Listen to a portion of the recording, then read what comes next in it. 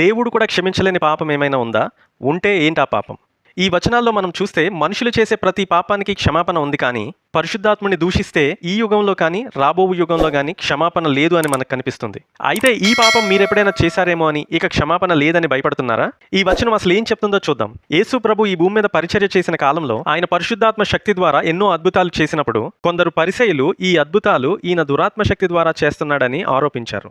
యేసయ్య వారిని గురించి మాట్లాడుతూ, మీరు పరిశుద్ధాత్ముని దూషిస్తున్నారు కాబట్టి మీకు క్షమాపణ లేదు అని అన్నాడు. అయితే యేసయ్య ఇప్పుడు శరీరధారిగా ఈ భూమి మీద లేడు కాబట్టి ఎగ్జాక్ట్గా పరిసయ్యులు చేసే పాపమే మనం చేయలేము, కానీ ఇప్పటికీ కొందరు ఈ పాపము చేసే అవకాశం అయితే ఉంది.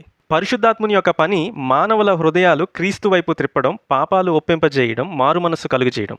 పాపాలు క్షమించే అర్హత, యోగ్యత, అధికారం ఉన్న ఏకైక రక్షకుడు దేవుడైన యేసు ప్రభు దగ్గరికి తీసుకెళ్ళడానికి ఏ వ్యక్తినైతే పరిశుద్ధాత్ముడు ప్రేరేపిస్తాడో ఆ వ్యక్తి ఎన్ని సంవత్సరాలైనా పరిశుద్ధాత్ముడిని ధిక్కరించుకుంటూ వెళితే అదే క్షమాపణ లేని పాపం.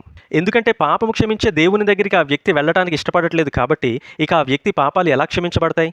క్షమాపణ స్వీకరించడానికి ఆ వ్యక్తి నిరాకరించాడు కాబట్టి ఇక ఆ వ్యక్తికి క్షమాపణ ఎలా దొరుకుతుంది? కాబట్టి రక్షింపబడిన వారు, రక్షణను అంగీకరించడానికి ఇష్టపడేవారు ఎవరు ఎప్పుడు ఈ పాపం చేయలేరు.